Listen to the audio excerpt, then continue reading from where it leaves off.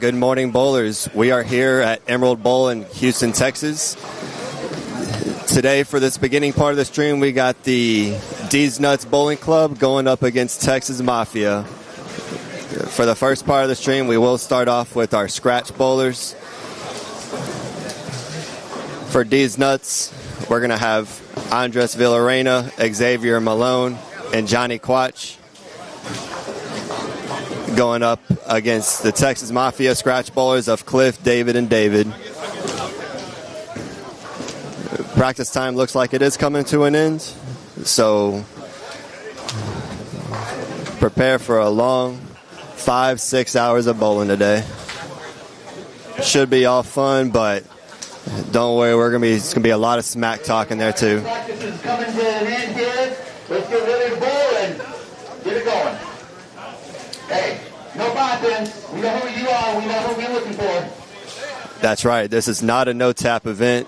This is all scratch.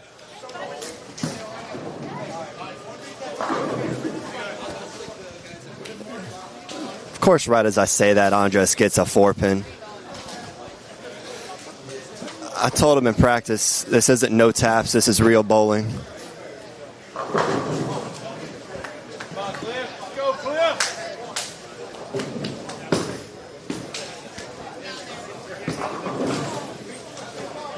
For those of you that don't know me, my name is Matt Stevens. I guess I can say I'm a pretty popular figure here in Houston bowling. I run brackets for just about every single tournament that there is around here. I'm at Emerald pretty often. I don't really bowl here all that often, but I'm always in this building.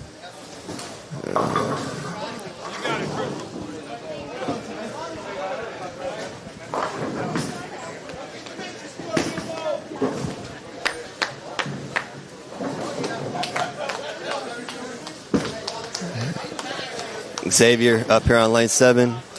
Just had a 300 yesterday at a different tournament down in Texas City about 30 minutes from here. He starts off tripping a 4-pin.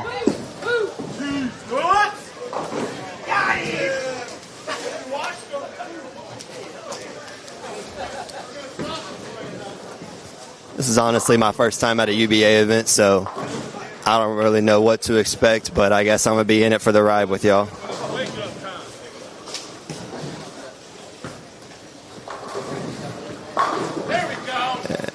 And it looks like Deez Nuts is off to a good start, going spare, strike, strike. Well, that ain't gonna work. Deez Nuts, they got 3 really good bowlers here from the Houston area, so it looks like the Texas Mafia is going to be in for a long day, I feel like.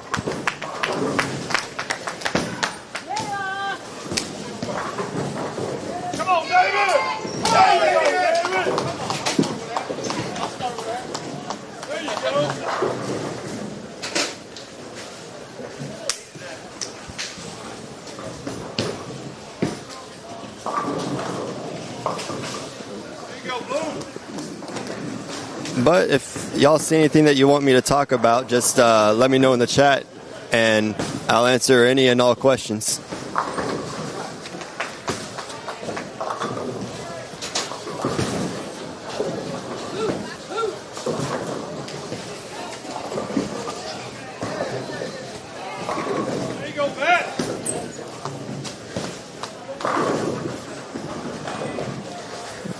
Looks like Cliff is off to a good start, starting off with an early double.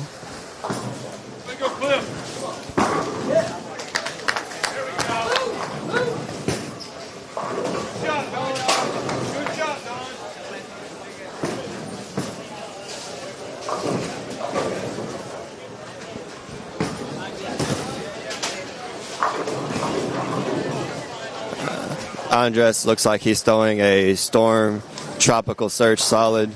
Makes sense. Emerald is a fairly dry house, and Andres has a pretty heavy roll on his ball, so kind of throwing something a little bit on the weaker side makes sense for someone like him, as being a two-hander, not a super high speed. Overall smooth ball. Xavier, it looks like he's throwing Ebonite real time. It looks like it's got about 6,000 with some kind of car polish on it. That thing is shiny as hell. But he did shoot 300 with that ball yesterday, so it makes sense to keep on throwing that ball.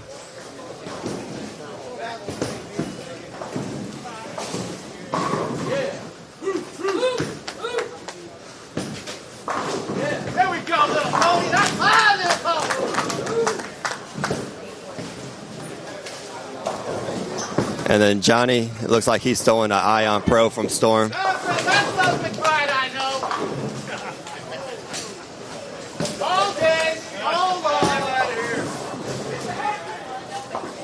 Team Deez Nuts off to a hot start. Got a 5-bagger on the team.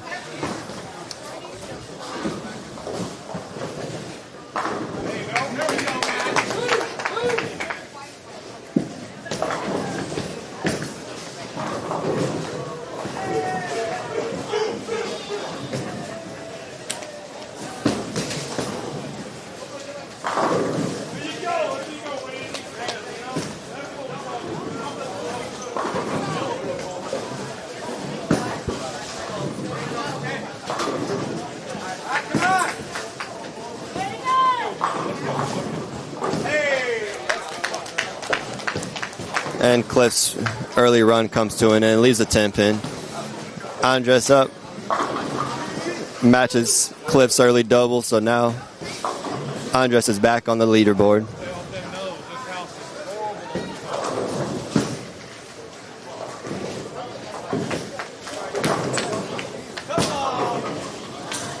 Oh, Cliff, you can't be doing that.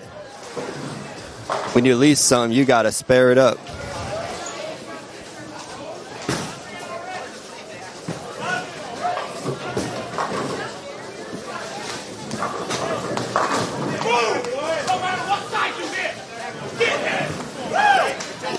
Yes, we are here live at Emerald Bowl. We got the Deez Nuts Bowling Club going up against Texas Mafia. Deez Nuts, as you know, super popular Vine way back in the day. For those of you kids that don't know what Vine is, it's basically what TikTok wants to be.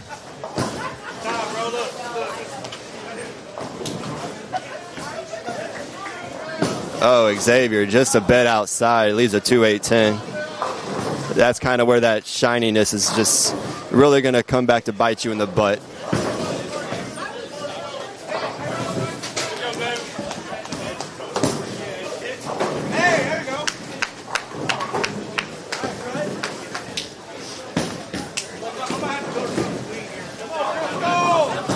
Xavier just gets his 2. Get his 2, sit down, think about the next shot. Overall, though, still has a really good lead over his opponent.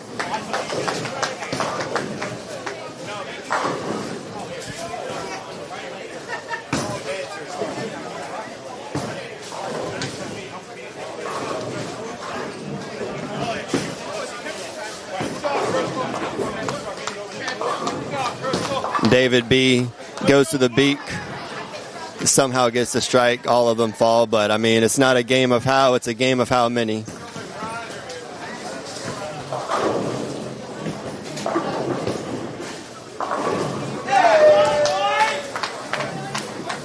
Yeah, for those of you watching, if there's anything that y'all want me to talk about, just drop any kind of comments in the chat, and I'll talk about whatever you guys want to. I'm going to be here all day, so anything you want me to talk about, just let me know.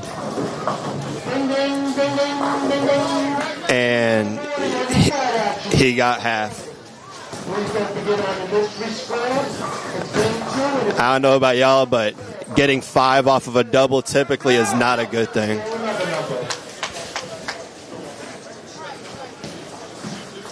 It's all love to Dre, though. I just love talking shit about him.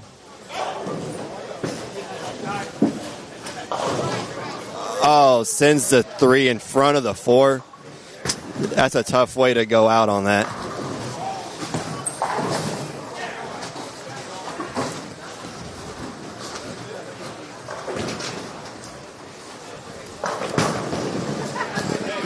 Yes, there are a couple San Antonio teams here. They are on the other side of the building. You will see them and probably hear them at our later stream at 1:30. So just kind of stay tuned for that. But yes, Ronnie, I can confirm that Pat Roth is in the building.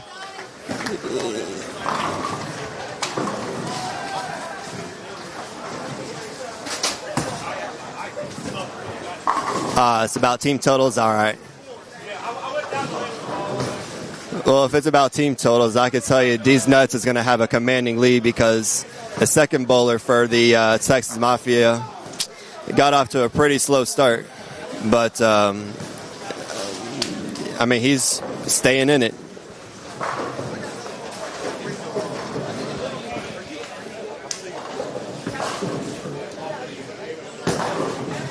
Johnny crosses over, leaves the 6-pin. He needs to stay on the right side of the head pin because, I mean, usually when you go Brooklyn, you don't deserve to strike. I mean, there's some people that I know that they strike every single time they go Brooklyn, but, I mean, when you're a good bowler like Johnny is, except for that shot, I mean, you don't deserve to strike. It should be 6 pair. Come on, Tony!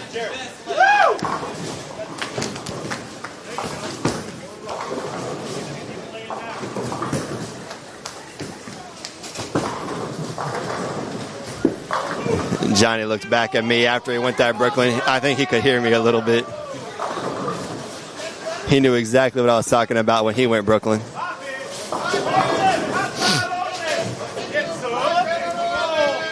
Andres answers his 5 count with a strike.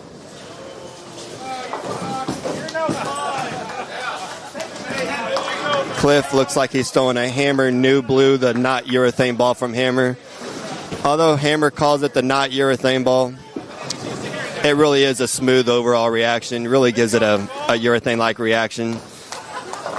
What makes it different from other urethanes, though, is that working in a pro shop, I kind of know about all these bowling balls, but that Hammer New Blue, it polishes way better than any other urethane ball that I've ever seen. So that ball can become very shiny very quickly. It can be really good for whenever you're on dry lanes, which is going to be in a center like this.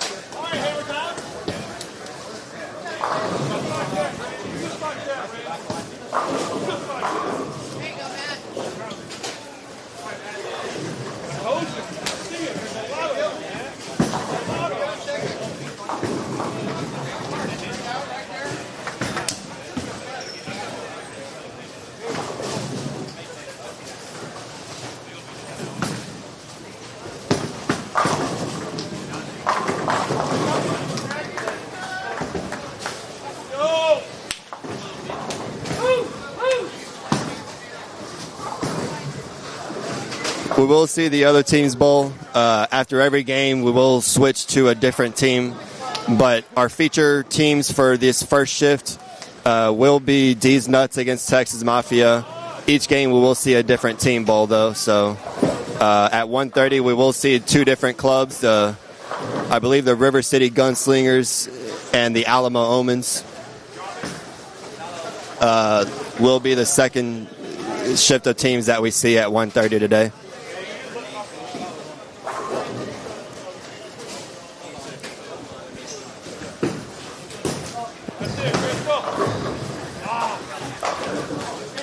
David Blum looks like he's stepping up, going to try to catch up to Johnny here with the 3-bagger here in the 5th. Looks like he's throwing a Motive Venom shock. He crosses over, and that's exactly how you throw a strike whenever you go Brooklyn. Johnny wishes he could do that, but he's just not that good. I don't know how many times I can say this. It really is a game about, it's not a game about how, it's a game about how many. X's look all the same on the scoreboard. It don't matter if you go Brooklyn. It doesn't matter if you miss the head pin. You take whatever you can get, whenever you can get it.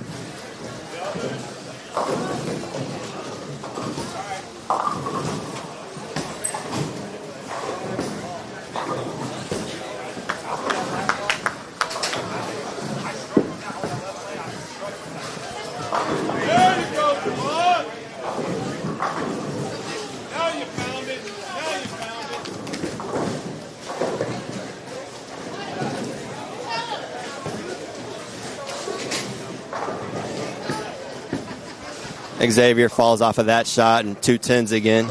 Just zoomed it right, but knowing Xavier, he'll bounce back. He'll still probably shoot about 210, 220 this game. All that kid does is strike, especially in this building. He works here, so.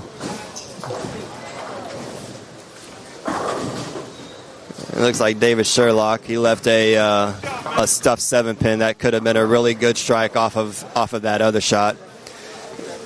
Would have been helpful, but just leave your 7, pick up your 9 spare, and move on.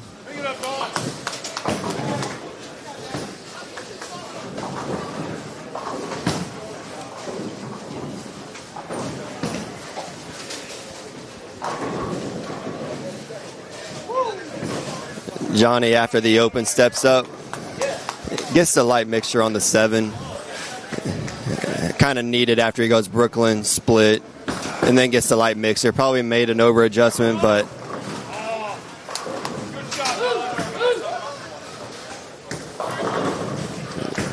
you just got to do what you can do. It looks like at Emerald there's a pretty bad hang spot. We've seen now, about 4 210s now this game, just in 6 frames. Looks like some of these balls, they just don't want to get up, so kind of a little touchy on the fresh, but as it breaks down, should be a pretty scoring pattern.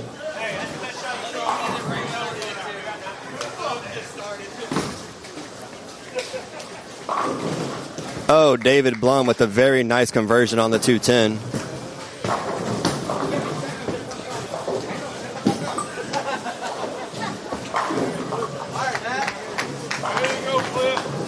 Let's see.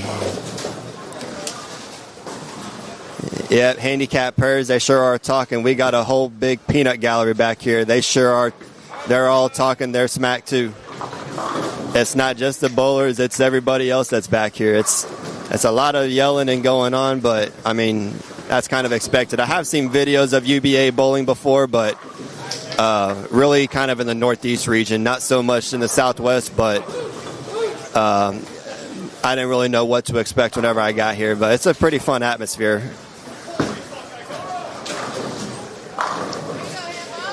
There you go, Randy. Side action. I'm not sure about head-to-head bets. I'm just over here calling commentary, but you never know. There could be something. Xavier, he rolls a 210 on that shot.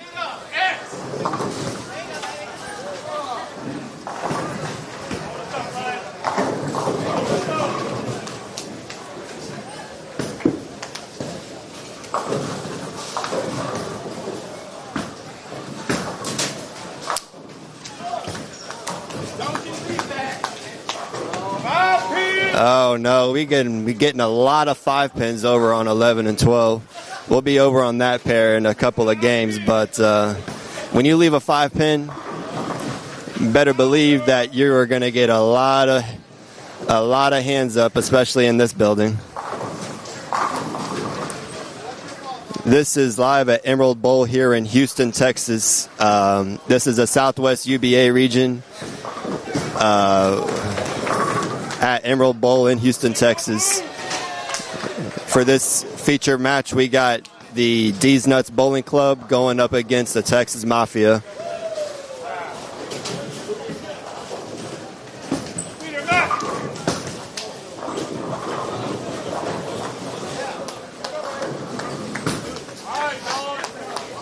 Andres stepping up. He's working on a 3-bagger. Has a chance to take a pretty good lead over the Texas Mafia.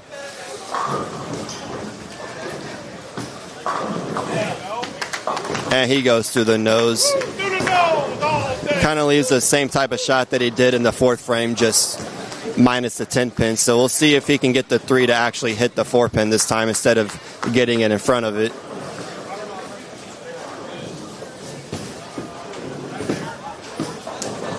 Looks like he's giving it a shot and misses the 3 just left. Going 6-1 that's going to be a killer.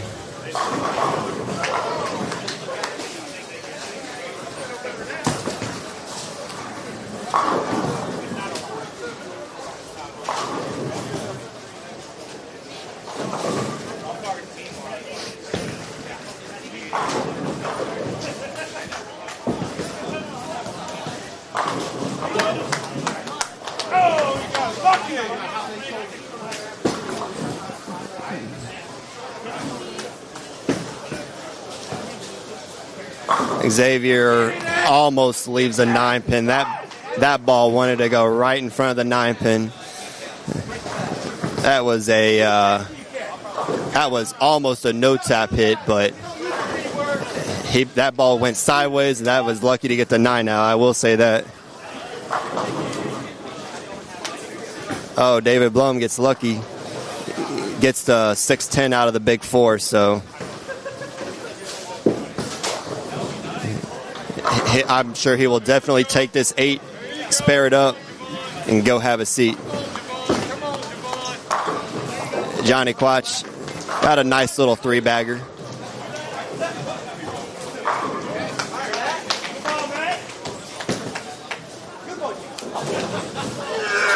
For those that don't know me, my name is Matt Stevens. I have no affiliation with any of these teams here.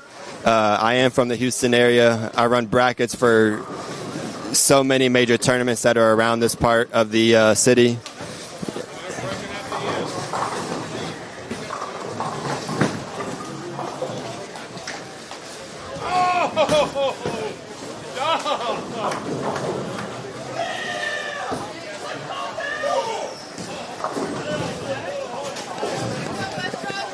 Cliff steps up, looking to kind of close the gap a little bit from Andres. Oh, and we got a 5-pin. I think this is the first 5-pin that we've seen on our featured pair this morning.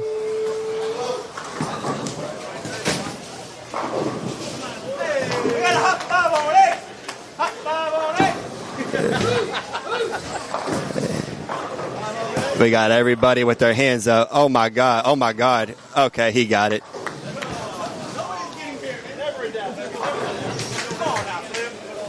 That's right. That ball never had any doubt that he was going to hit that 5-pin. When you leave a 5-pin, you don't miss those ever, right? You would think. There you go, McBride. There you go, McBride. Xavier steps up, throws a clutch 3-bagger going into the 10th, setting him up. Like I said, he's good for at least 2-1, 220, and he's setting himself up for just that.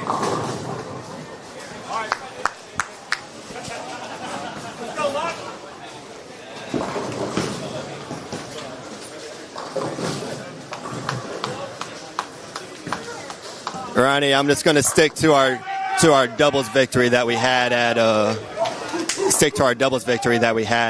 GTO. That was some solid bowling that we had that day. We're going to stick with that. Oh, Johnny gets with the 5 count. That is detrimental. Just like I said, when Andres got 5 off a double, getting 5 off of anything a double or more, that's just a killer for count. Especially when you leave the Greek church. Oh, he almost gets it. Getting 4 off of 5, especially on the Greek church. Sometimes you just got to take it, go sit down.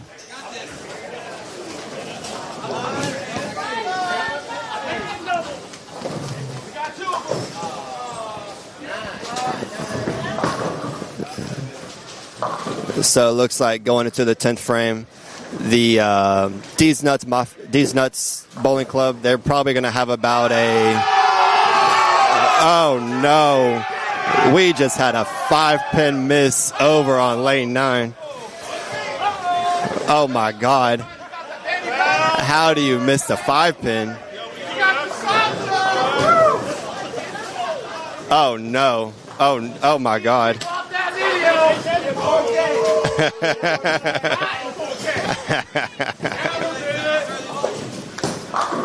Oh, that is awful.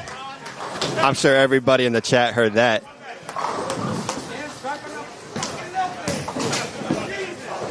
But yes, going into the 10th, looks like Deez Nuts is going to have about I'd say about a 60-pin lead or so. Cliff steps up, crosses over, leaves a 6-pin.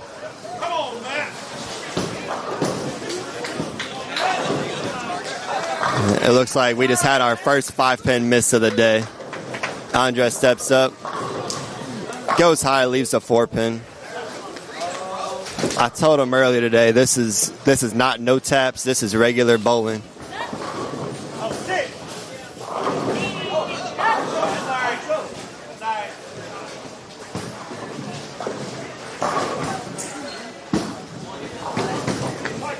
Cliff spares up his 6-pin.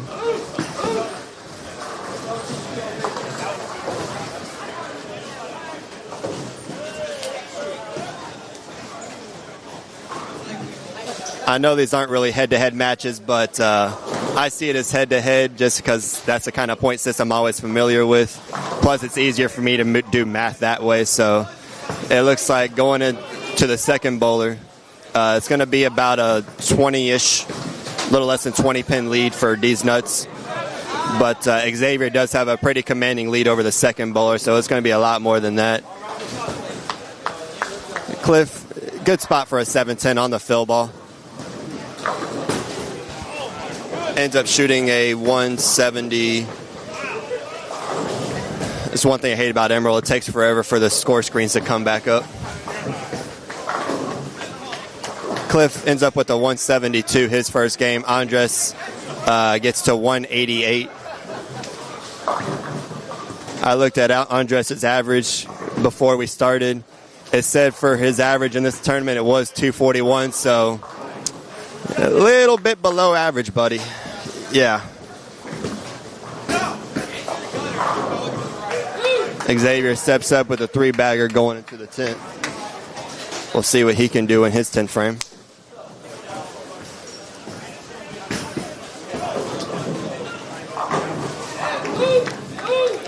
Xavier steps up, gets it a little bit right, but I mean, when you're two-handed, you can get the ball back from anywhere almost all the time.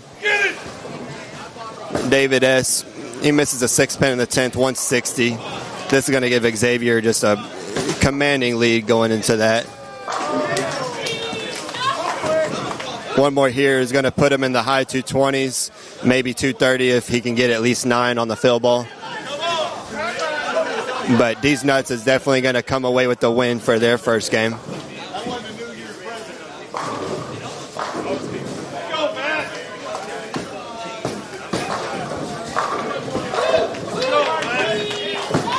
Once again, we are here at Emerald Bowl. Featured teams this morning for our first 3 games is going to be Deez Nuts Bowling Club against Texas Mafia. Our first game, we are starting off with our scratch side. Deez Nuts, team of Andres Villarena, Xavier Malone, and Johnny Quatch. They are going to come away with the win for game 1 against Cliff, David Sherlock, and David Blum. Xavier makes a ball change to a Theorem Pearl on the fill. I don't think he's going to stay with that ball because that ball looked absolutely atrocious on the fill ball. Leaves a 3, 4, 6, 7. Probably going to stay with the real time just because that ball got a little bit further down the lane.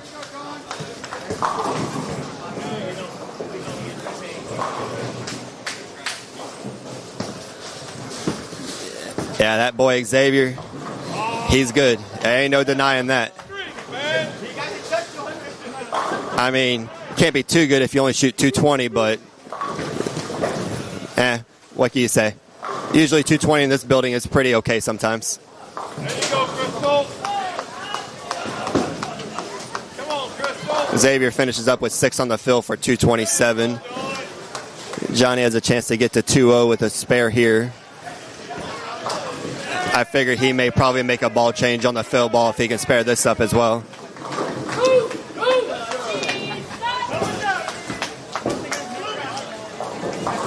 Johnny with the spare on the fill. I suspect he's probably going to make a ball change here, probably to something a little bit shinier. David has a double in the 10th. He's going to get to the 220s. Johnny's going to get to 2-0. So if it was head-to-head, David Blum, he would win that anchor spot. But as I was informed, there is no head-to-head in these matches. It's all about the team. Team bowling is always fun.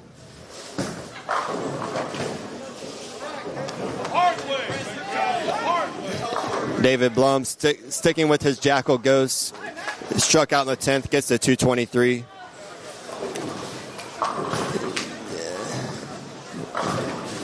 Johnny leaves a 4 on the fill. He is going to get to 208.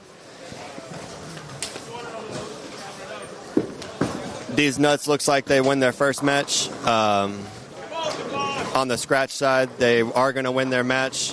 Texas Mafia shoots 559. Deez Nuts shoots 623.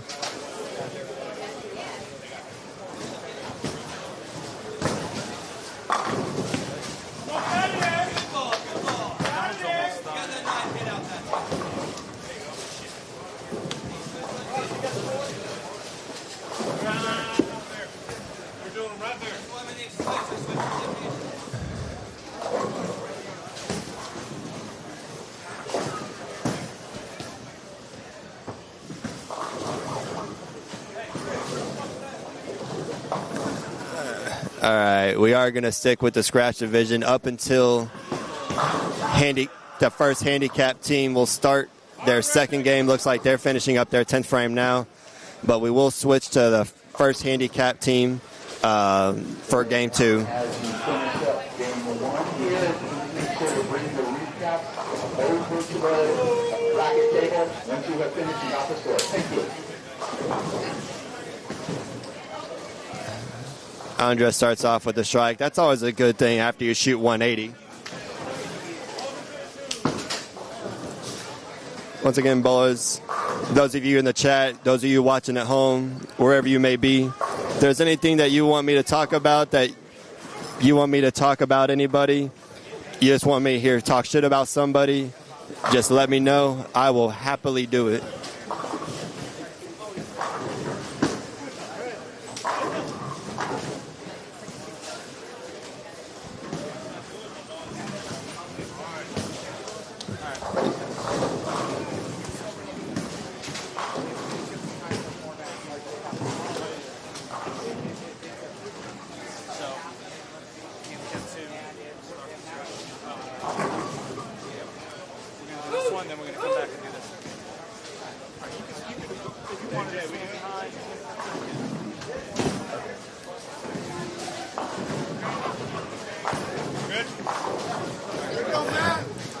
All right, so now we're going to move over to our second handicap team. Danielle, I'm going to come interview you for a second. You don't want to talk? All right, I'll talk to your new husband then. Jarrett, is there anything you want to say to the people at home? Yeet. Yes, sir. We're yeeting all over the place here. So now we're moving over to handicap 2. Xavier, what did you think about that ball change to the Theorem Pearl on the fill ball? Probably the dumbest mistake of my life. Yeah, I figured that too. Whenever you get 6 on the fill off of a ball change, I mean, that's a pretty bold move that did not pay off, Cotton.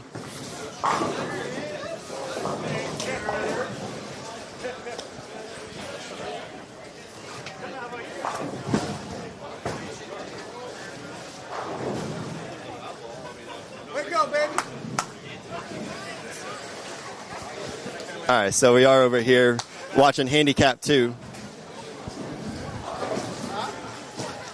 Let's see, who do we got? For Deez Nuts, we got Josh Abney, Trey Blackwell, Dayton Edwards. Oh, Trey. Oh, no, he didn't. Oh, my God, how do you gutter in this building? There's so much hook out there. How do you gutter in this building? Jesus.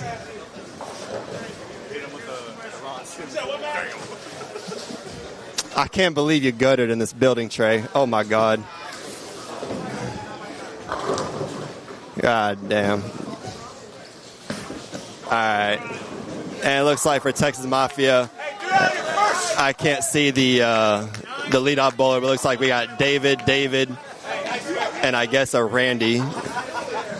I'm not too familiar with the whole Texas Mafia side, but I'm just kind of keeping an eye out for their names on the screen. I was right. It looks like we have a David, and a Randy. Trey cleans up his gutter with a nice spare.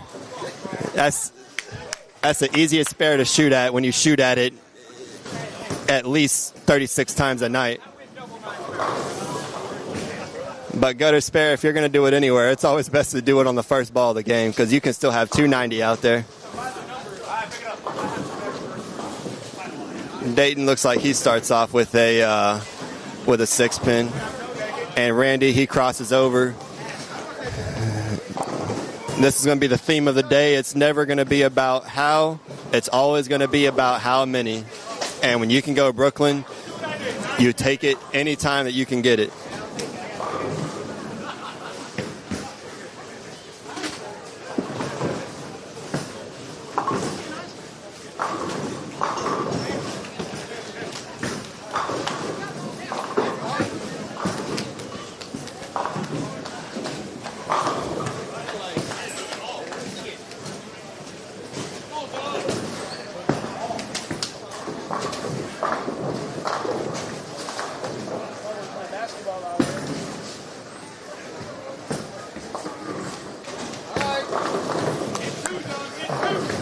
Oh, trust me, on every pair, there's always somebody atrocious to watch.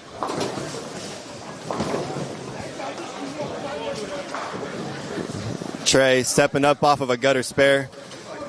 If he throws it in the gutter again, oh my God, he will not hear the end of it. At least not from me, and for damn sure not from anybody else in this entire building.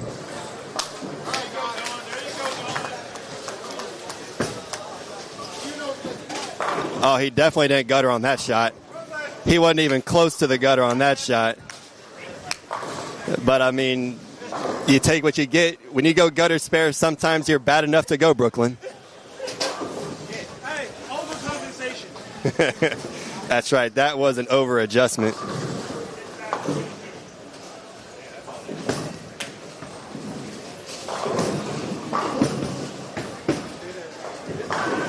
Good ball, David.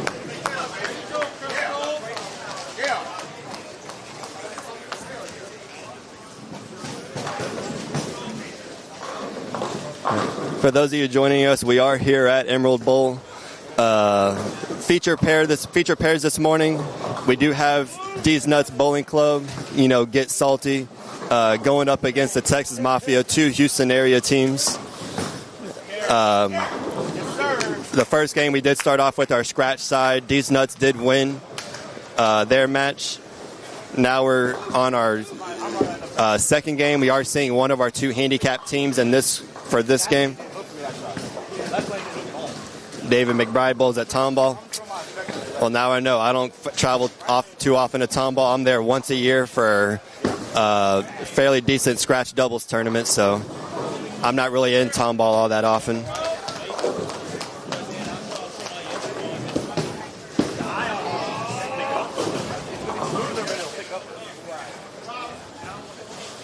It looks like Texas Mafia is off to a pretty decent start on this for this handicap side. I don't know what the pins are for this game, but for reference sake, I'm just looking at the scratch scores. I don't know what the handicaps are or how that all works out, to be honest.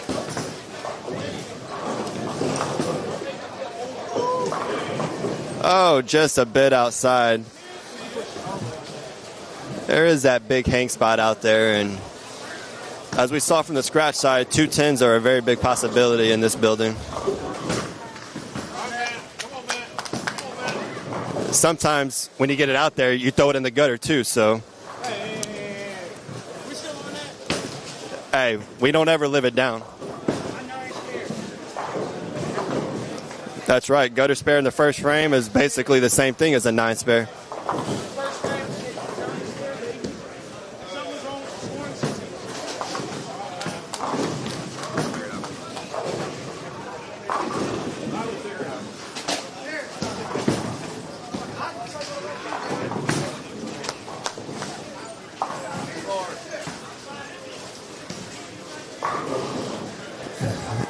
And it looks like the second David gets 6-1 off of a double. Getting 6 off of a double is not as bad as getting 5 off of a double, but when you get 6-1, that's just a killer for count.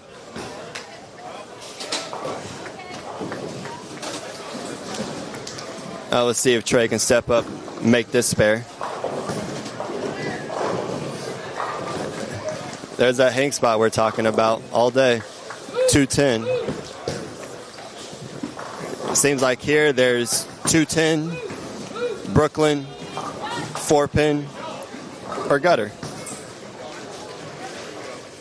We've seen a lot of 210s today, and we probably will. But the lanes, I think they are going to start to hook quite a bit once we get to about game 3. Oh, and Randy with a very nice conversion on the 210.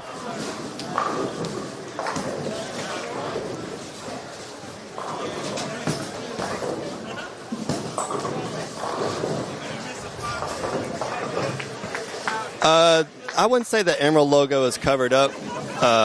Emerald did recently go through a pretty full remodel of the building. They do have a new logo, if I will say that. So they do have new logos on both the high and the low end kind of sidewalls. They have a new logo out in front of the building. The entire building itself is remodeled. The bathrooms are remodeled. The bar is remodeled. All in all, the place looks great now. They've put a lot of money into this place to make it look a lot better, and I think it looks pretty good. Oh, Dayton gives that 2.810 a really good try. I thought you had it,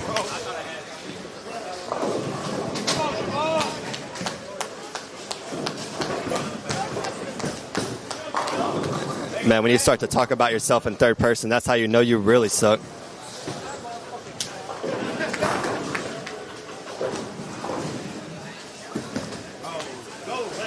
Oh my God, this guy did not just do that.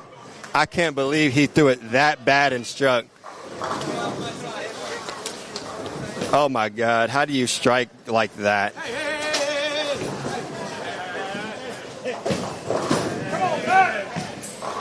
Yeah, so what you're seeing in the middle, that big green spot, is actually where the old logo used to be. But they're probably going to put something out there eventually. I'm not too sure. I actually work in the pro shop at Copperfield Bowl, but I am here pretty often. I just know about the remodel of this place. They did, what I can only guess, put a lot of money into this place.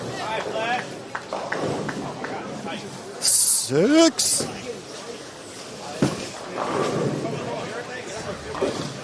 Yeah, this is the house shot. Uh-oh, we got another 5-pin. We got a 5-pin. Hot 5 on sale, everybody. I got 5 on it.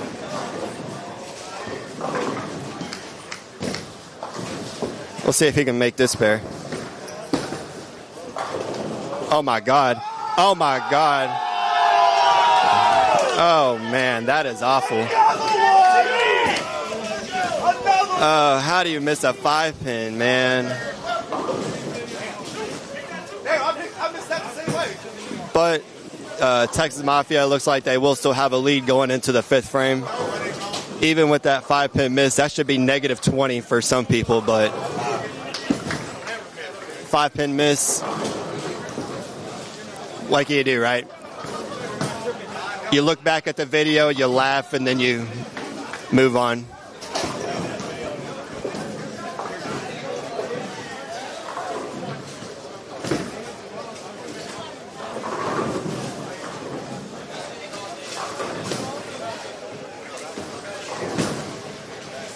That is the second 5-pin miss we've seen from Texas Mafia. First 5-pin we saw miss was from the lanes over on 9 and 10. Will Deez Nuts miss a 5-pin at some point today? I bet you if Trey leaves a 5-pin, he's probably going to miss it.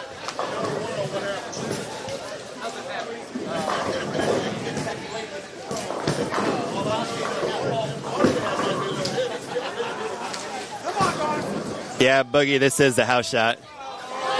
But what we know about Emerald's house shot is... What we know about Emerald's house shot, it is not very fun.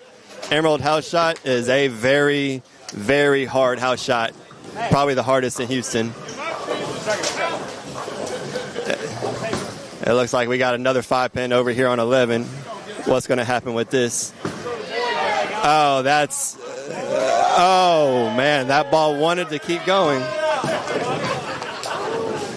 That ball wanted to keep going, but she showed up and showed out for the boys. Let them know how to spare a 5-pin.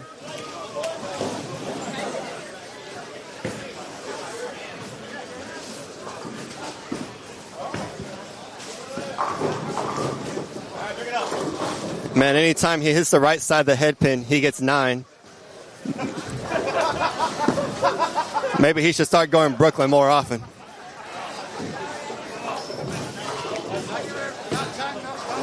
That's messed up, man.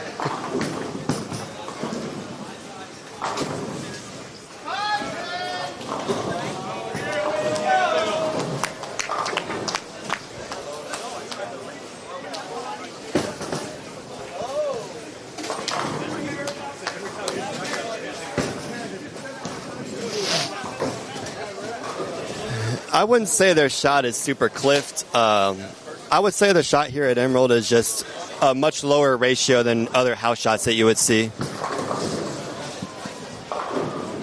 I mean, when I bowled on it here for a tournament not too long ago, I had 660, 690 for the 2 sets that I bowled. But it is pretty touchy.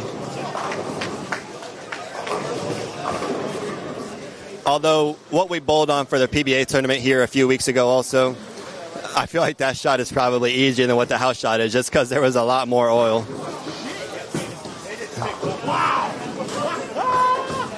Well, when you miss by about 20 left, you should miss the head pin left.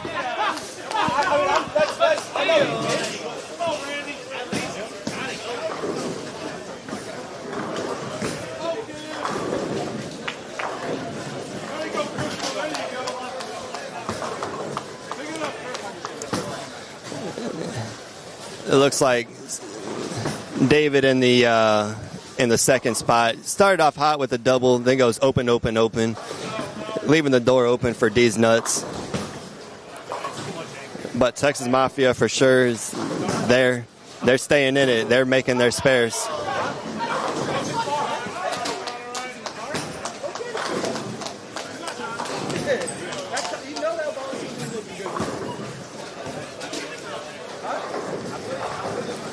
The 2 Davids we did see in the first match. We are covering 3 different pairs for 3 different games.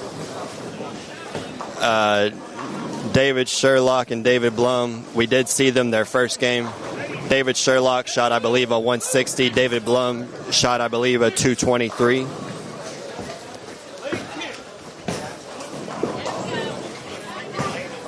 This game, David Sherlock looks like he's really struggling. David Blum looks like he's staying on it.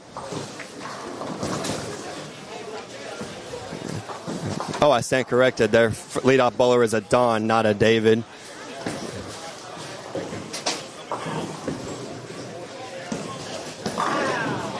You know what would be really cool is going right in between the 1 and the 6. But that's not going to happen. Josh Abney with a really nice spare on the 1, 2, 6, 10.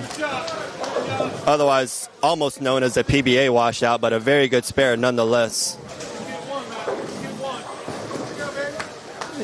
You know, I'm not a betting man, but I would probably bet that Trey would probably go Brooklyn again on this shot because that's what he's done now twice on this lane.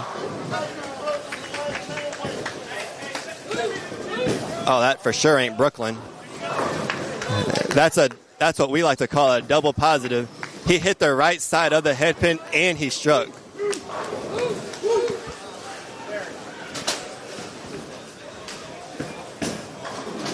Oh, we got a balk. All right, just got to step back, reset, step up, off with 3 opens in a row. Sometimes all you got to do is just take a kind of another second to rethink yourself.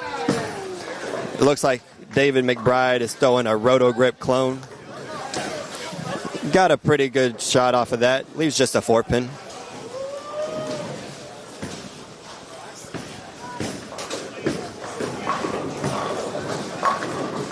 Kind of what these bowlers are throwing. For Deez nuts, looks like Josh, he's throwing a hammer effect.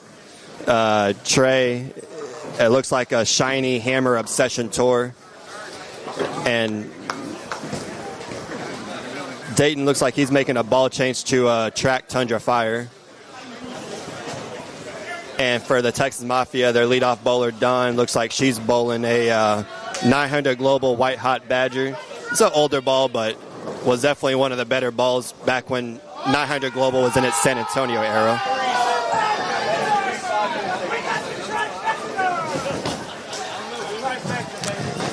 Yep. Texas Mafia, all three of their teams, somebody from all three of their teams did miss a 5-pin. I can't believe they let that happen. That's why you don't make the lobster popularity contest. No talent. Hey, sometimes missing 5-pin, that's just good for content.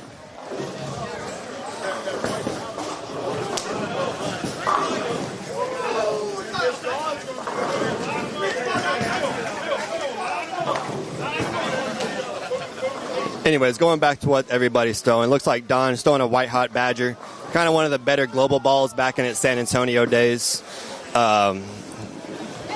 David McBride looks like he's throwing a Roto Grip clone. Randy, that's two times this game that he spared the 210. He's a sharpshooter, unlike somebody else that missed a 10-pin earlier this game. But it looks like David, he's throwing a Roto Grip Hustle Inc.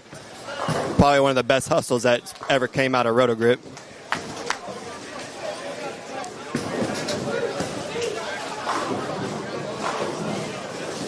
Josh sets up, gets a strike after the 6.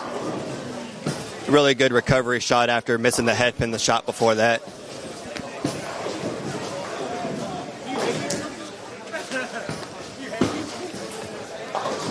I promise I don't hate anybody individually. I hate everybody equally. What can I say?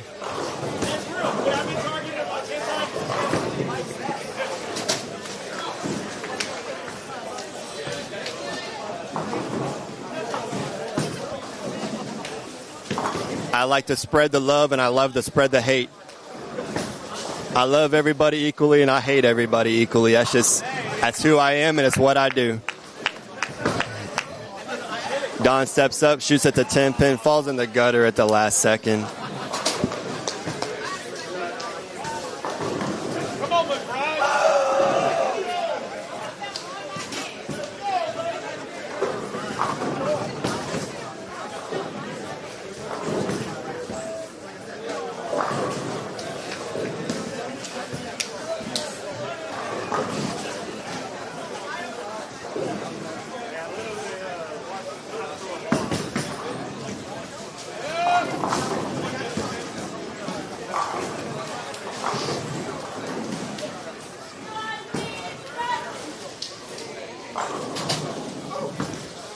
Dayton steps up. Looks like it got a bet outside. Almost left a 210, but I mean, with his power, he was able to get the 2-pin out of there. Leaves just a 10-pin. Very fortunate to do that, at least. It looks like these nuts are starting to claw their way back into this match. Back-to-back opens for Don and David for the Texas Mafia. We got a strike and a double heading into the 8th, at least so far for Deez Nuts. Dayton stepping up, looking to get a spare on this 10-pin. Almost flags it.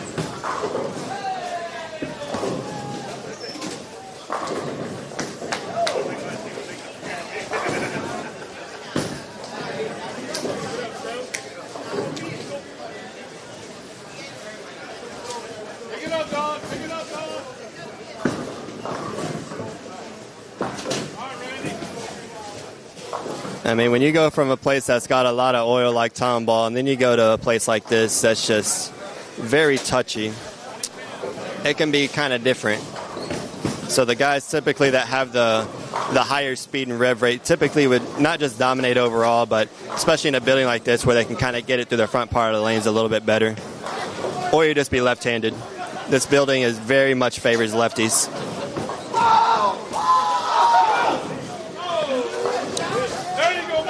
That ball just went right past the 9-pin. That was a good shot from Josh. Could have been a double, but I mean, you get as much rotation as he does, and that ball just goes so sideways. I feel like he leaves more 9-pins than anything else that he would as far as single pins go in the rack.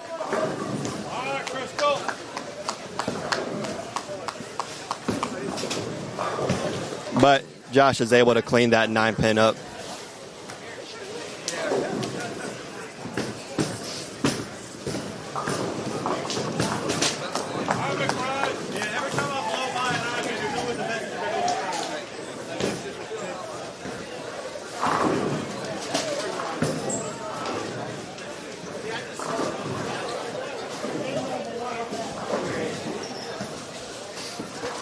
Oh, that's just a bit outside. Oh my, he should have gone Brooklyn again.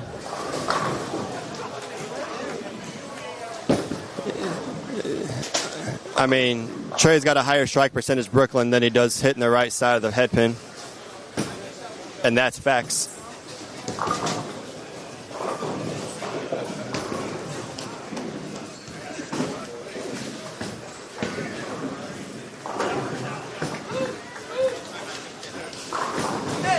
But he's able to cover that up.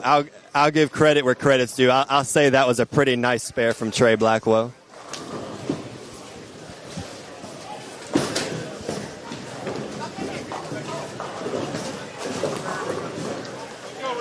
Looks like stepping up into the 9th frame of this game. It's going to be about a 20-pin lead for Deez Nuts. It's all going to be kind of dependent on what Dayton does going into this.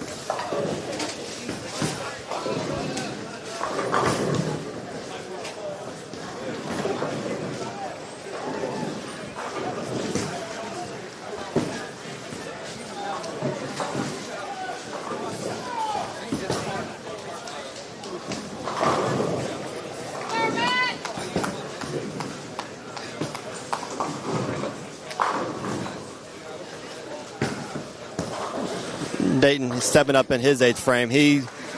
That's where I said that speed really comes to play. Through that 19 miles an hour, and that ball is able to just get through that front part of the lane without being too overly aggressive. Got the 4-pin out at the last minute. But going into the 9th, looks like Deez Nuts will have about a 20 to 30 pin advantage.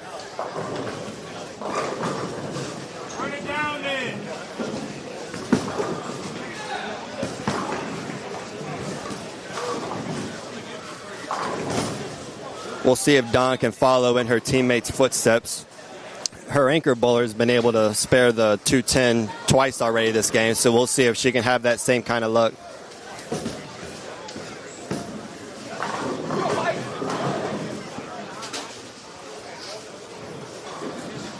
Josh, it's the 9th frame. It is not the 10th frame.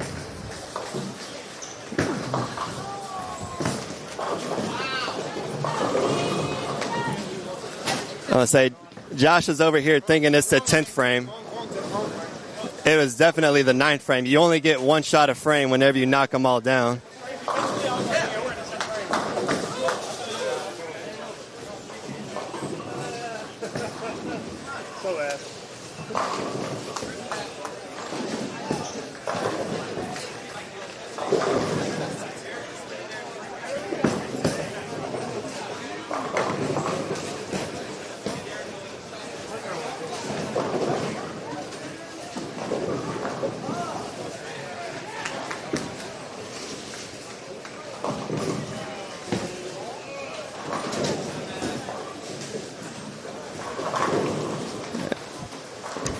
You throw 9, you get 9.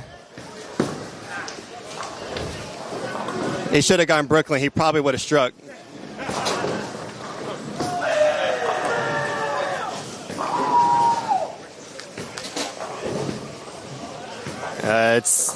It's 11 o'clock. It's starting to get louder and louder as the day goes on. Recap sheets, John will be bringing your recap sheets back to you. If you haven't gotten in, you finish your game, please take a picture of your screen. Now, for the handicap pot, all the side actions will be hanging on the lockers behind me. Darren, we are at Emerald Bowl here in Houston, Texas today. We are on the house pattern, but the house pattern here at Emerald is not a very fun house pattern, to say the least. If you were to look at the league secretary sheets for this place, it is not a very high scoring center. Scratch eliminated, paying 3 spots, 80, 30, and 10. And Dayton Edwards with a nice double going into the 10th frame. We'll see if he can finish out this game.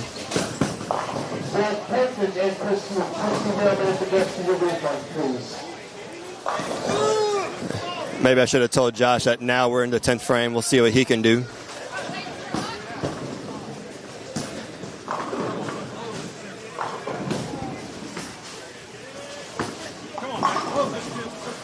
Josh steps up, leaves what would have been the 2-4-8-10, but somehow gets the 2 out. Makes it even harder, leaves a 4-8-10. That is not a spare you want to shoot at, especially the first ball in the 10th frame.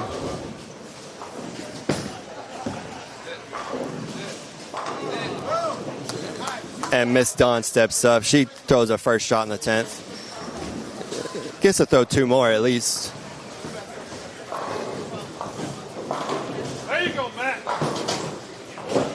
Oh, Josh with a very close attempt at the 4-8-10.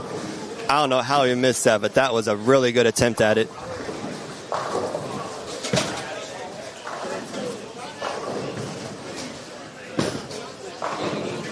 Dawn steps up for her second shot in the 10th. Gets the light shot, gets them all down.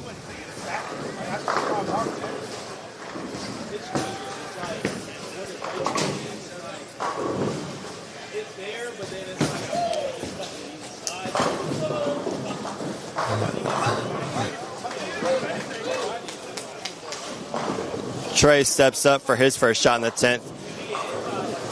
Doesn't necessarily cross over for the Brooklyn. Goes more through the nose, leaves just a 6-10. That shot probably would have struck if he fully crossed over, though. Miss Dawn gets 9 on the fill. It's a good finish from her. It kind of helps set them up for the rest of the game.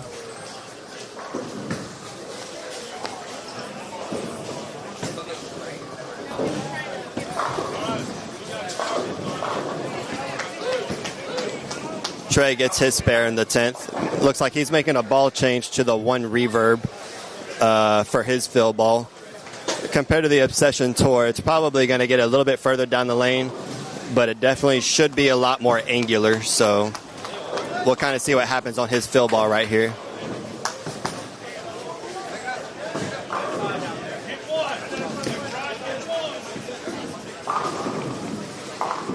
Or if you miss about 20 boards left, it definitely did not hook as much. You can see that, but now it just has to make a better shot for the next game. There you go, Crystal.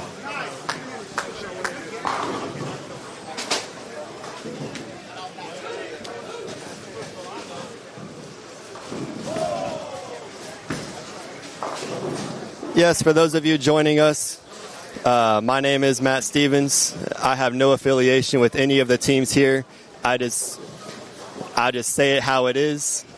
If I don't like everybody, I don't hate everybody, but I love and hate everybody equally. We are finishing up one of our 2 handicap teams. After this game is concluded, we will switch over to our second of the 2 handicap teams.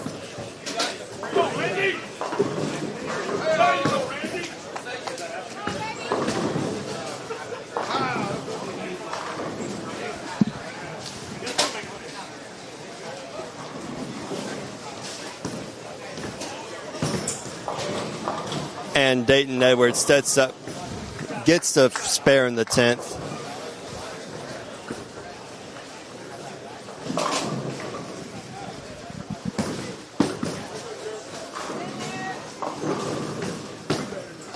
Oh, Randy McBride, or Randy, I'm not sure his last name.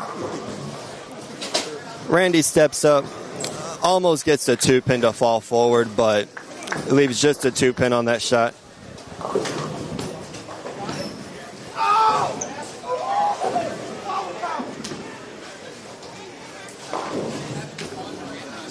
Dayton, that ball just goes sideways on the field ball, gets 8, shoots 179.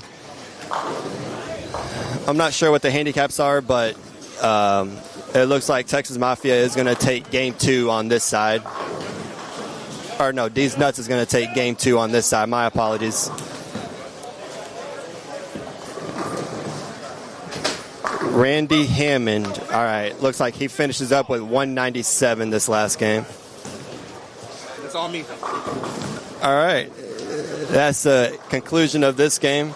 The next game, we're going to go ahead and get set up for our second of the 2 handicap teams for Deez Nuts versus Texas Mafia.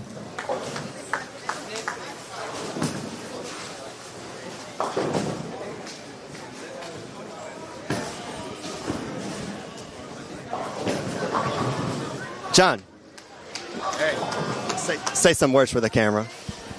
come on, my team. Get off your asses and bowl. That was John Avon, leader of Deez Nuts.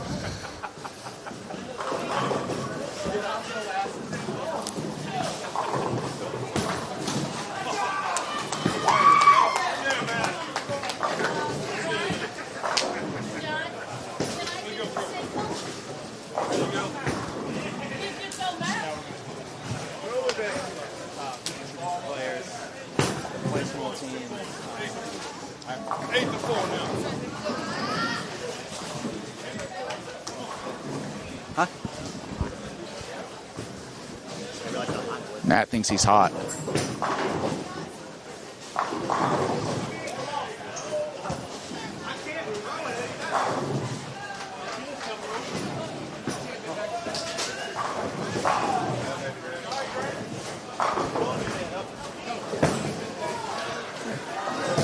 All right, so getting ready for game 3. We are now moving over to Handicap 1, Texas Mafia versus Deez Nuts Bowling Club.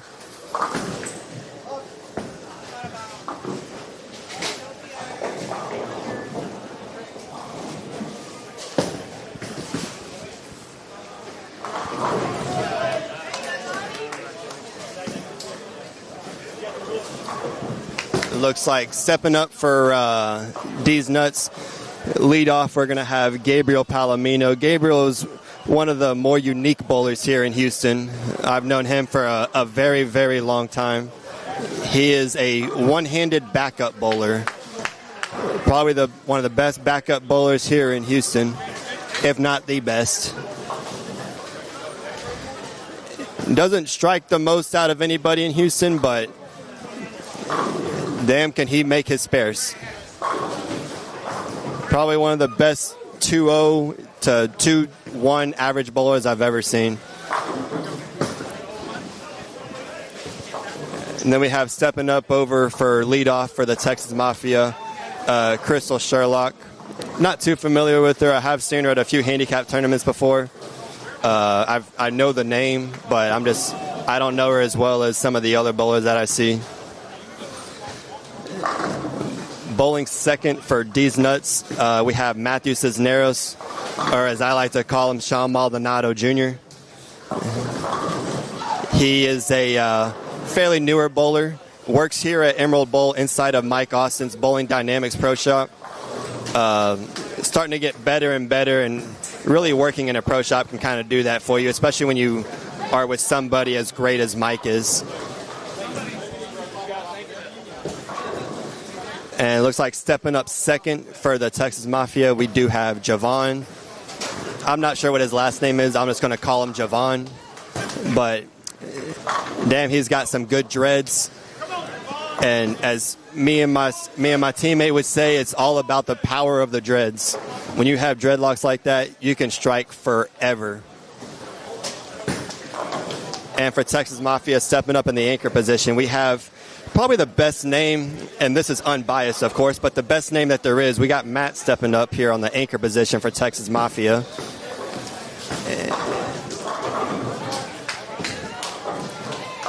And he's going to cross over, get 8. And over here on lane 9 for Deez Nuts in their anchor position. We have Tony Wynn. Tony goes to the nose, somehow gets the strike. That's probably some of the best shots that you can see, but Deez Nuts all starting off with a strike.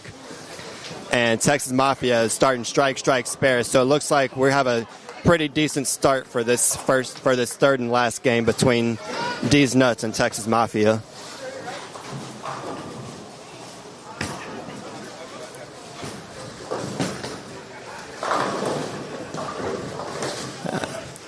I don't know, Justin. I think I need to see you and Javon in a bowl off, and then we can really determine who has the best dreadlocks.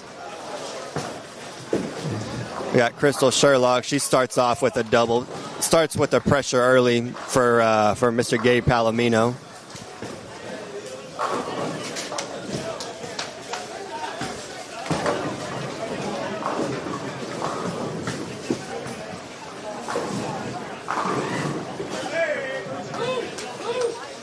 And we got Javon. He gets 8. I guess the power of the dreadlocks wasn't with him that time.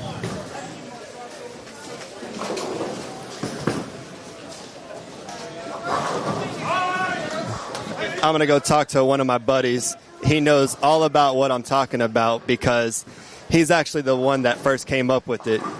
So, Jarrett, what can you tell me about the power of the dreadlocks? Man, the power of the dreadlock got some other stuff, man. I'll tell you that for sure. Justin Patillo said that he had better dreadlocks than what Javon does.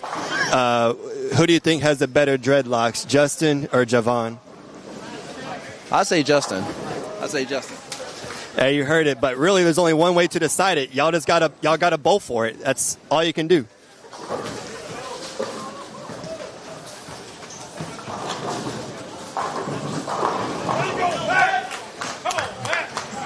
Matt answers, gets a strike, helps out his team. I may be biased towards Matt. I think it's just a really good name. No bias, though.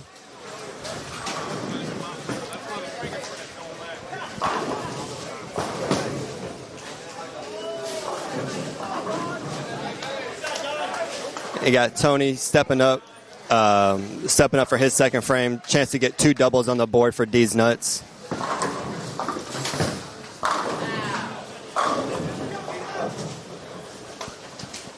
Looks like he's throwing a Motive Venom VIP, which is the EJ Tackett version of the Venom Shock. Definitely one of the more popular balls that's out there.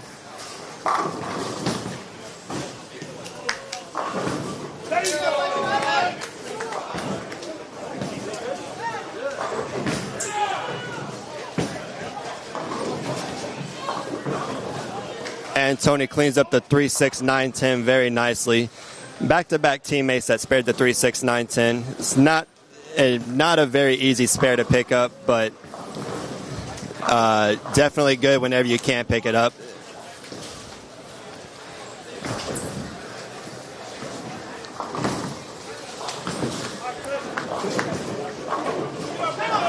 Gabe steps up, starts off with a 3-bagger this game.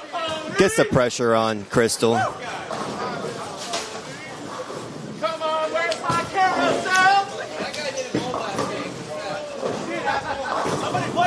Looks like Gabe, he's throwing a Venom Shock, if I was to guess.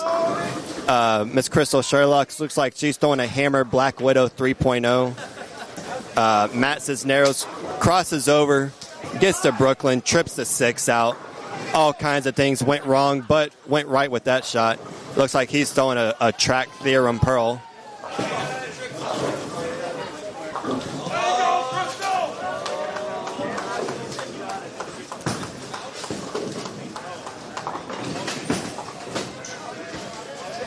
Let's go, Tony! And strikes all the way down for Deez Nuts Bowling Club. They all get a strike in the third frame.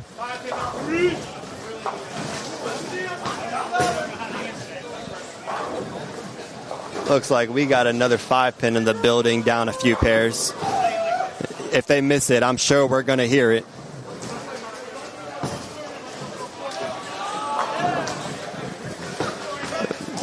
Well, you know he didn't miss it. There's not a lot of screaming going on. And we got the best name in the building, Matt, stepping up over here on lane 10. He's looking for his double.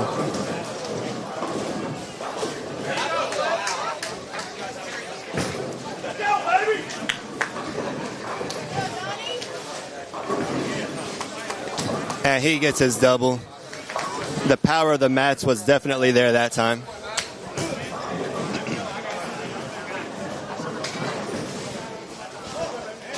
Okay, I lied to y'all. I'm definitely very biased towards Matt. He's just got such a great name.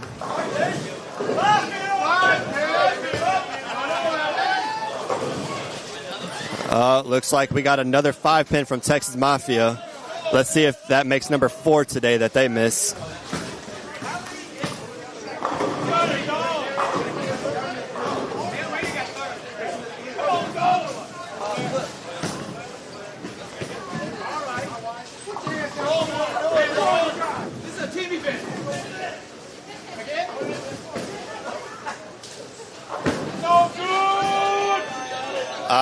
She got it. There was no doubt about that one. That 5-pin was sent straight back. There is absolutely zero doubt in that 5-pin being spared. We got Gabe starting off with a ham bone. Got a nice little 4-bagger. Really starting to put early pressure onto Texas Mafia. Deez Nuts is starting really hot this game. Crystal says she ain't done. She wants to hang with the big boys. She starts off double, 9-spare double.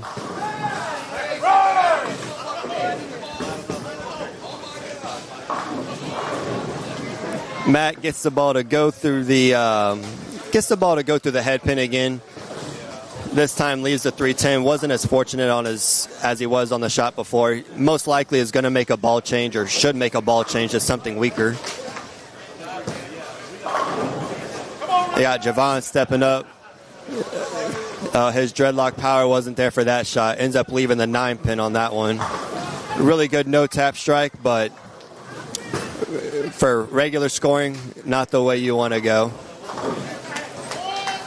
Matt says Narrows, another fantastic name. Gets a nice spare with a 310 conversion.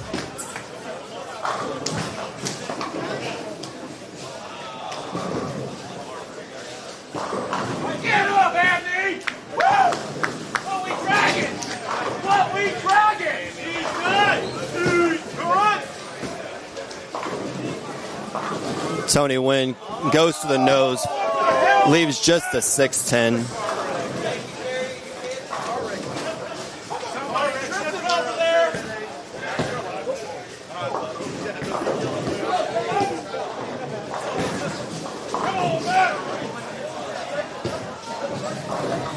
Once again, Matt gets through the nose, leaves a 3-9.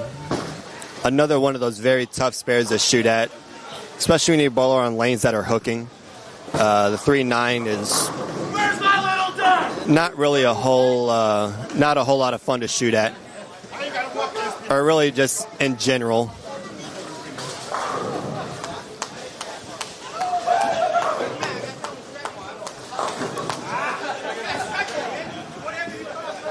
But yeah, if y'all have any comments about anything, just drop them in the chat. If there's any bowler that you would like to know the status of for this game, or if there's just anything that you want to know, just let me know.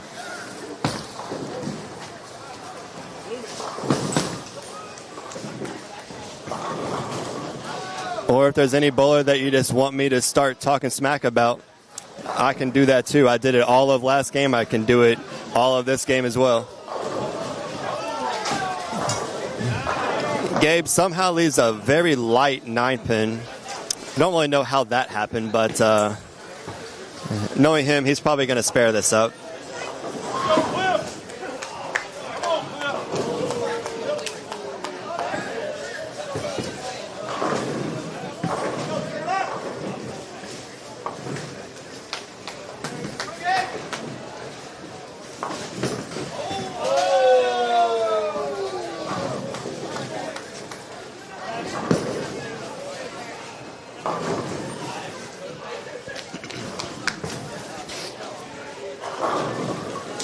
Looks like we got Matt Cisneros. Looks like he's sticking with his track theorem pearl, although the last two shots did go high.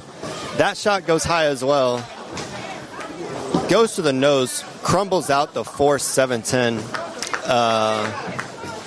I mean, if I were him, I would have ball changed like 3 frames ago, but just definitely needs to go to something a little bit weaker overall. Maybe something like the Ebonite Real Time, because I know he is a Brands of Brunswick guy. Maybe something like the Real Time just to kind of help get a little bit further down the lane.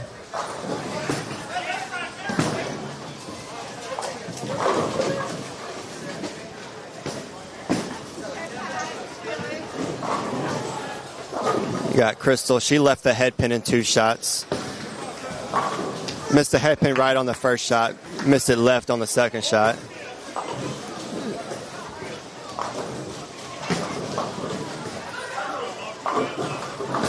Tony Wynn this time spares a 3-6-9-10 in a more unconventional way. First time he spared it, hit the right side of the 3 pin. This time hits the left side of the 3 pin. It's a good thing about bowling. There's no right or wrong way to spare or strike. It's just you throw it and you hope that it happens.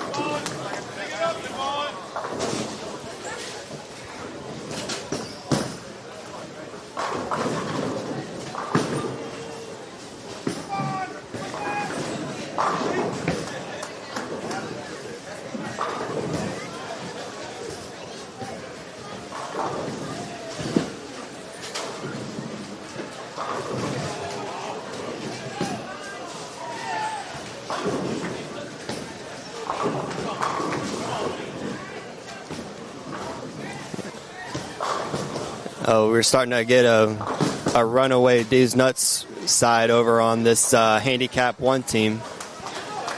We got 3 marks in the 5th. We got a potential for 3 opens from Texas Mafia, depending on what Matt does. Matt steps up, looks good, gets the 10 out, 6 into the wall, into the 10. Comes back after that open frame. Halfway through, Deez Nuts looks like they're going to have about a 50 to 60 pin advantage going into the 6th frame. Game's never over until it's over, though. You can just ask Johnny Quatch over from Deez Nuts Scratch Team.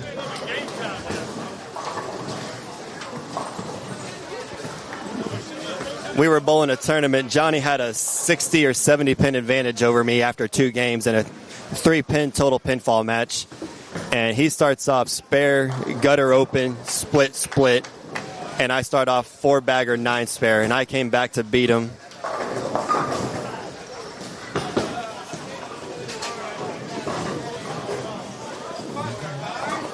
Crystal goes 9 now. That's not something that you want to do after such a good start to the game.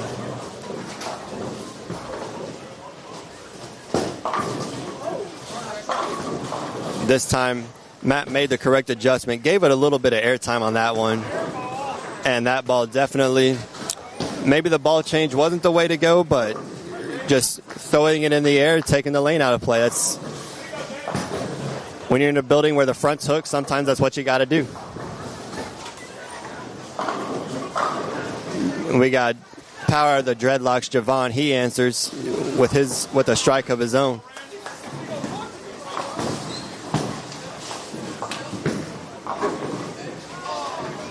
Tony with a good shot, gets a light mixture on the 7, but I know he likes to hook the lane, so that's probably what he's going to do on this 7 pin. Looks like he made a ball change to the Black Widow hybrid.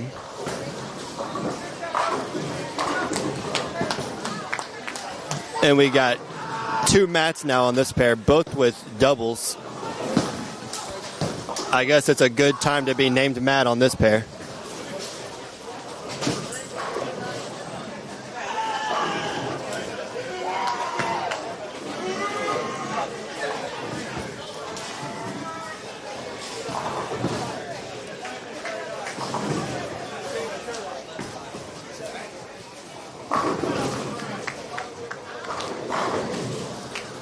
Looks like we got a small break in the action. Both the leadoff bowlers don't want to show up and go bowl whenever it's their turn.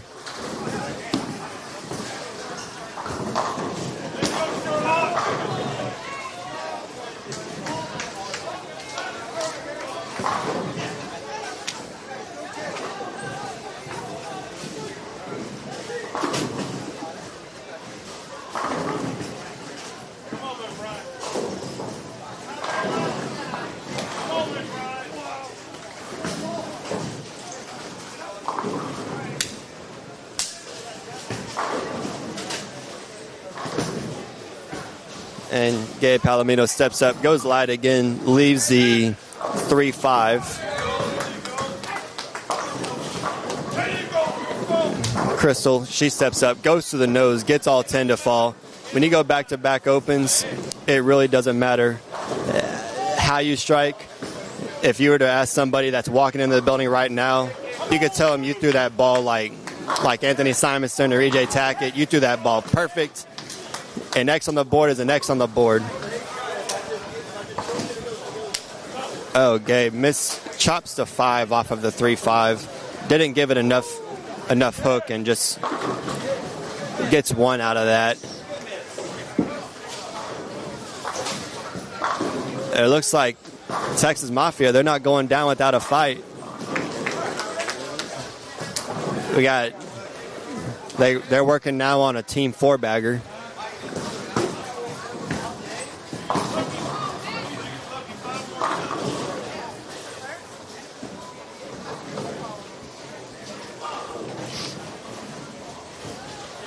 That's kind of the only problem with whenever you start to get into the air is that if you're not the best in the world at doing it, you got to be pretty good to be able to loft consistently.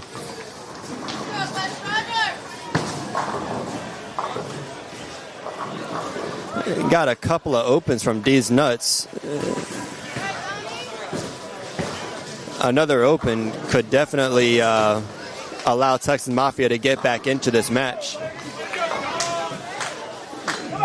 You got Big Matt getting his 2 off of the 2-8-10. Get his 2, go sit down, and reset for the next frame.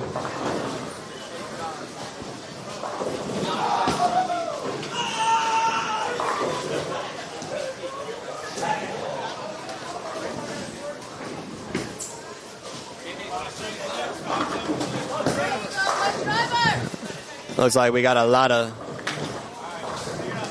screaming and shouting going a couple pairs down from here. That's probably how it's gonna be as the day goes on. It's gonna get louder and louder.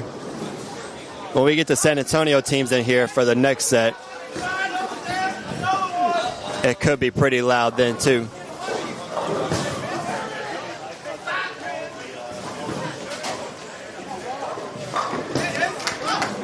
Gabe steps up, enters his open frame with a strike, gets back on it. He's still got 247 out there max.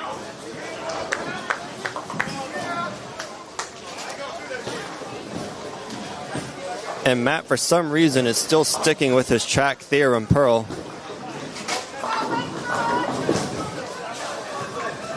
I just think he needs to go to something that's, first off, not asymmetric, and B, something that's just a slightly weaker core. Handicap eliminator cut. 227, 227. Chris Smith, you had the cut. You escaped. Scratch pot. 264. Andres Villarena. Sorry, I don't want to butcher your name. They're announcing the scratch. 257. They're announcing the scratch pots. Andres shoots 264, wins the scratch high game. I don't know how you shoot 264, but I mean, more power to you, Andres, especially after shooting 180 your first game. 27. I had 2 people who went 2-6 and one who went 2-8. 2-8 didn't go in. We got Javon. He's stepping up, looking for a 3-bagger. $60. He steps up. Power of the dreadlocks comes into play this time. Gets a clutch 3-bagger. Keeps his team in it.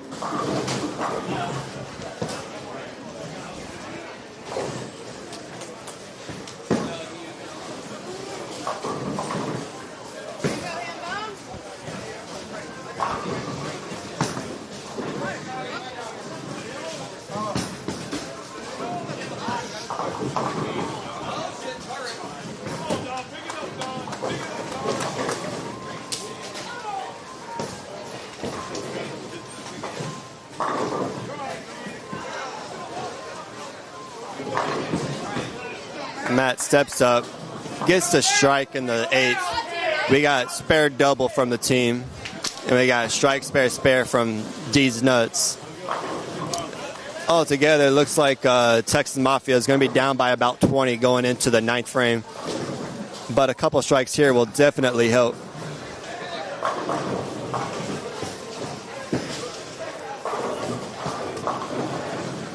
Ooh, Crystal gets the 7 out on that. Leaves just a 6-10. Spare here will still be good. We'll still keep them in it.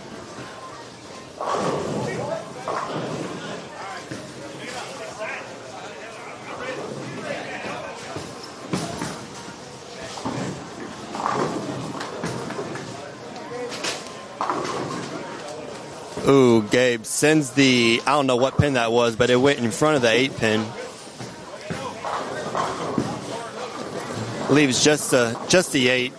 Probably will spare it. Crystal gets her spare. It's still going to be about a 20 pin lead or so for the Deez Nuts Bowling Club.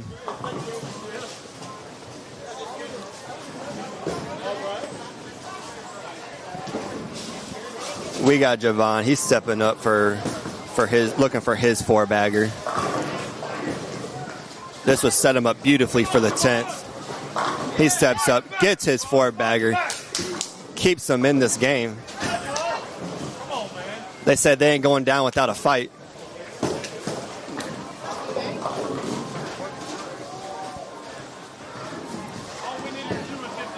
Sean Maldonado Jr. really needs to, I kind of want to go tell him to make a ball change and roll it more, but I mean, I'm a commentator. I don't do that kind of stuff.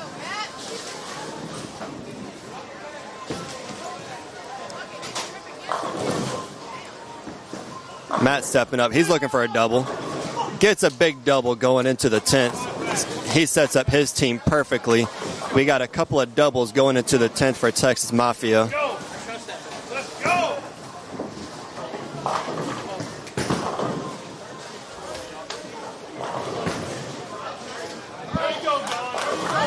Going into the 10th, all things max. It looks like Texas Mafia is going to have about a 10-pin advantage. Those doubles going into the 10th are going to be absolutely huge for them.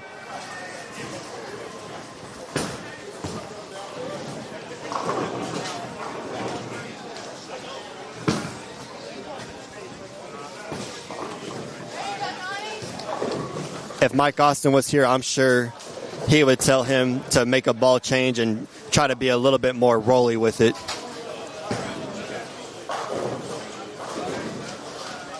Or if Sean Maldonado was here, I'm sure he would tell his protege to start to roll it more. Gabe steps up. He gets his first hit in the 10th.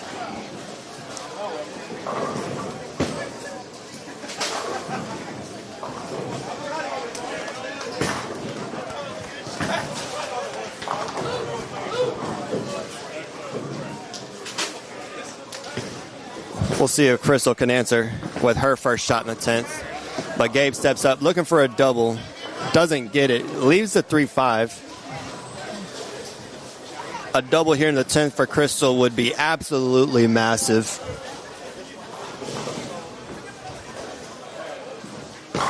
She steps up looking for her first shot. It's helicoptering a pin around the 4-pin. I really thought it was going to hit it, but I guess it was just too far back there.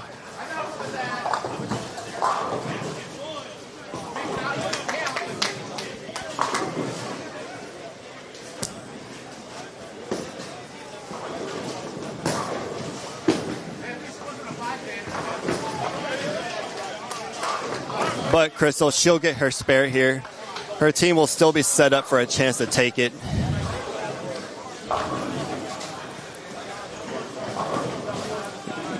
Matt has gone through the nose almost every single shot this game. Leaves a 3-pin on that one. It's just, he really needs to make a ball change, and hopefully he'll figure that out for the next set. But Crystal steps up. She gets a strike on her field ball. As they always say, the field ball always strikes.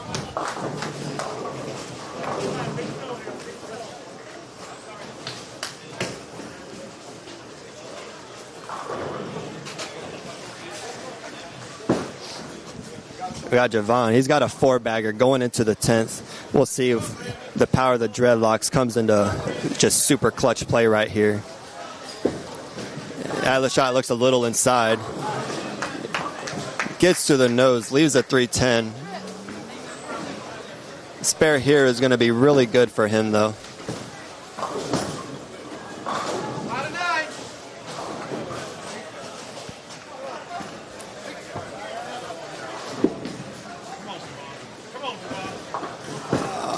Hits the right side of the 3-pin, just misses the 10.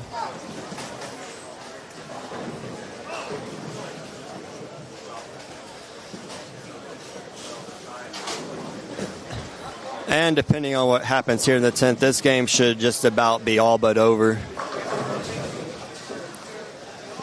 The power of the dreadlocks was not with him for that first shot in the 10th. And that'll lock it up for Deez Nuts Bowling Club.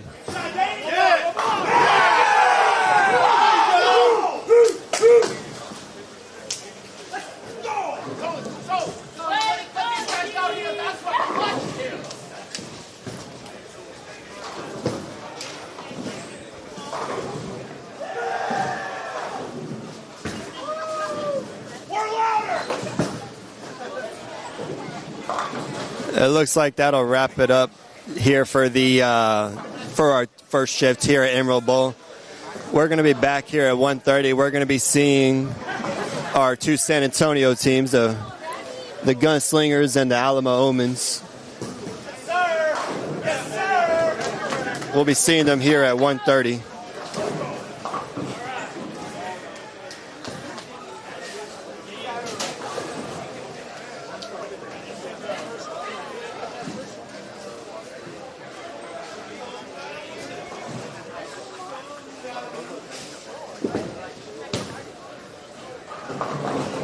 That's right, our two San Antonio teams, the Gunslingers and the Alamo Omens. We will be seeing them here at 1:30. But let's see Dayton's last shot. Stepping up, he's going to finish with 238 if he strikes here. Steps up, gets 9, still gets the win.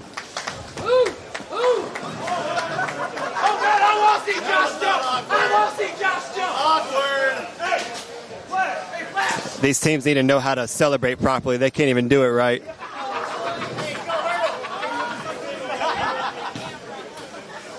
Hey, look, I'm nipple for a big man. Hey, you almost took him out. Hey, my bad. You almost sent him to the pan. All right, y'all. Thanks for tuning in. We're going to be back here at 1:30. We're going to be seeing the River City Gunslingers taking on the Alamo Omens. Thanks, and we'll see you in about an hour and a half.